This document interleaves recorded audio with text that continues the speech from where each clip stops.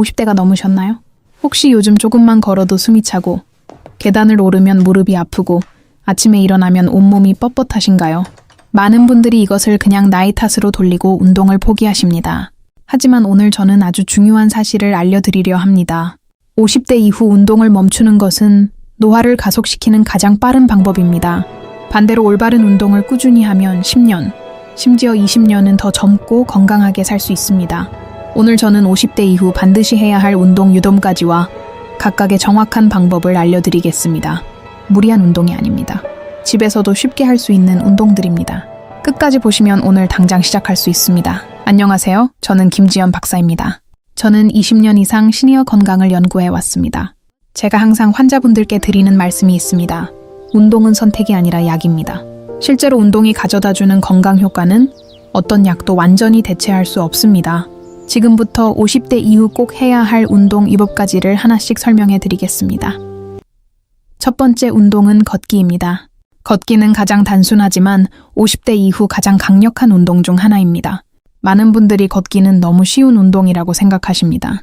하지만 연구에 따르면 하루 30분 걷기를 꾸준히 하는 것만으로도 심장질환 위험이 35% 감소하고 당뇨 위험이 30% 줄어들며 우울증과 불안감이 크게 완화됩니다. 또한 걷기는 관절에 무리를 주지 않으면서 하체 근육을 강화하고 균형 감각을 높여 낙상을 예방합니다. 걷기를 할 때는 허리를 똑바로 펴고 팔을 자연스럽게 흔들며 보폭을 너무 크게 하지 않는 것이 중요합니다. 처음에는 하루 10분부터 시작하여 서서히 30분으로 늘려가세요. 일주일에 최소 5일 걷는 것을 목표로 하세요. 두 번째 운동은 스쿼트입니다. 스쿼트는 하체 근육 전체를 강화하는 최고의 운동입니다. 50대 이후 허벅지 근육이 급격히 줄어드는데 이 허벅지 근육은 무릎을 보호하고 균형을 잡는 데 매우 중요합니다. 허벅지 근육이 약해지면 무릎 통증이 생기고 계단을 오르기 힘들어지며 낙상 위험이 높아집니다. 스쿼트는 처음에 의자를 이용해서 시작할 수 있습니다. 의자 앞에 서서 천천히 앉듯이 무릎을 구부렸다가 다시 일어서는 동작입니다. 이때 무릎이 발끝보다 앞으로 나오지 않도록 주의하세요. 처음에는 하루 10개씩 3세트로 시작하여 서서히 횟수를 늘려가세요. 무릎에 통증이 있는 분들은 반드시 의사와 상담 후 시작하세요. 세 번째 운동은 수영 또는 수중 걷기입니다. 관절에 문제가 있는 분들에게 수영과 수중 운동은 최고의 선택입니다. 물속에서는 부력 때문에 관절에 가해지는 압력이 육지에서의 10분의 1 수준으로 줄어듭니다. 그러면서도 전신 근육을 골고루 사용하게 됩니다. 수영은 심폐 기능을 향상시키고 근력을 키우며 유연성을 높이고 스트레스를 해소하는 데 탁월한 효과가 있습니다. 수영을 못하시는 분들도 걱정하지 마세요. 수영장 얕은 쪽에서 물속을 걷는 수중 걷기만으로도 훌륭한 운동이 됩니다. 일주일에 2회에서 3회 30분씩 수중 운동을 해보세요. 네, 번째 운동은 균형 운동입니다. 50대 이후 낙상은 매우 심각한 문제입니다. 고관절, 골절 등 낙상으로 인한 부상은 시니어의 건강을 급격히 나빠지게 만드는 주요 원인 중 하나입니다. 균형 감각은 나이가 들수록 자연스럽게 떨어지지만 꾸준한 균형 운동으로 충분히 개선할 수 있습니다. 가장 간단한 균형 운동은 외발석입니다. 벽이나 의자를 잡고 한 발로 10초간 서 있는 연습을 해보세요. 처음에는 3초도 힘드실 수 있습니다. 하지만 매일 꾸준히 연습하면 빠르게 균형 감각이 향상됩니다. 태극권도 균형 감각 향상에 매우 효과적인 운동으로 연구에 따르면 태극권을 꾸준히 한 시니어는 낙상 위험이 45%까지 감소했습니다. 다섯 번째 운동은 스트레칭입니다. 50대 이후 몸이 뻣뻣해지는 것은 매우 자연스러운 현상입니다. 하지만 그렇다고 그냥 두어서는 안 됩니다. 유연성이 떨어지면 일상적인 동작이 힘들어지고 근육 부상 위험이 높아지며 통증이 생기기 쉽습니다. 스트레칭은 매일 아침 일어나서 5분에서 10분만 해도 큰 효과가 있습니다. 목, 어깨, 허리, 고관절, 허벅지, 종아리를 순서대로 천천히 늘려주세요. 각 부위를 20초에서 30초간 유지하는 정적 스트레칭이 기본입니다. 절대로 통증이 느껴질 때까지 무리하게 늘리지 마세요.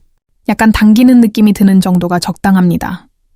여섯 번째 운동은 저항 운동입니다. 저항 운동이란 근육에 부하를 주어 근력을 키우는 운동입니다. 덤벨이나 밴드를 이용하거나 자신의 체중을 이용한 운동이 모두 포함됩니다. 50대 이후 근육량이 매년 1%씩 감소합니다.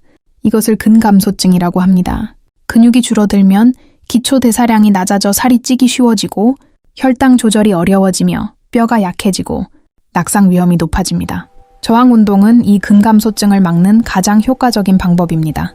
집에서 할 수 있는 간단한 저항 운동으로는 벽 팔굽혀펴기, 의자 스쿼트, 탄성 밴드를 이용한 운동 등이 있습니다.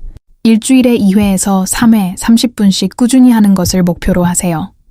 7번째 운동은 호흡 운동과 명상입니다. 많은 분들이 호흡 운동을 운동으로 생각하지 않으십니다. 하지만 깊고 올바른 호흡은 폐 기능을 개선하고 혈압을 낮추며 스트레스 호르몬을 감소시키는 매우 중요한 운동입니다. 50대 이후 폐 기능이 자연스럽게 저하되는데 규칙적인 호흡 운동은 이 저하 속도를 늦추는 데 도움이 됩니다. 복식 호흡을 연습해 보세요. 배를 부풀리며 4초간 천천히 들이마시고 2초간 멈추고 6초간 천천히 내쉬세요. 이것을 하루 10분씩만 해도 혈압이 낮아지고 스트레스가 줄어드는 것을 느끼실 수 있습니다. 명상과 함께하면 효과가 더욱 커집니다. 마지막으로 운동을 시작하기 전 꼭 기억하셔야 할 중요한 사항들이 있습니다. 첫째, 운동 전 반드시 5분 이상 준비 운동을 하세요. 차가운 근육에 갑자기 부하를 주면 부상을 입을 수 있습니다. 둘째, 통증이 느껴지면 즉시 멈추세요. 약간의 피로감은 정상이지만 통증은 경고 신호입니다. 셋째, 수분을 충분히 보충하세요. 운동 중에는 특히 수분 보충이 중요합니다. 넷째, 처음부터 너무 무리하지 마세요. 작게 시작해서 서서히 강도를 높여가는 것이 중요합니다. 다섯째, 기저질환이 있는 분들은 반드시 의사와 상담 후 운동을 시작하세요. 오늘 배운 50대 이후 반드시 해야 할 운동 요도까지를 다시 정리하겠습니다. 첫 번째 걷기, 두 번째 스쿼트, 세 번째 수중 운동, 네 번째 균형 운동, 다섯 번째 스트레칭, 여섯 번째 저항 운동, 그리고 일곱 번째 호흡 운동과 명상입니다. 이 2부까지를 모두 한꺼번에 시작하려 하지 마세요. 오늘부터 딱 한 가지만 시작해보세요. 매일 10분 걷기만으로도 충분합니다. 그 작은 시작이 여러분의 노후를 완전히 바꿔놓을 수 있습니다. 이 영상이 도움이 되셨다면 구독과 좋아요 부탁드립니다. 여러분은 지금 몇 번째 운동을 시작해보고 싶으신가요? 댓글로 알려주세요. 다음 영상에서 또 뵙겠습니다. 건강하게 지내세요.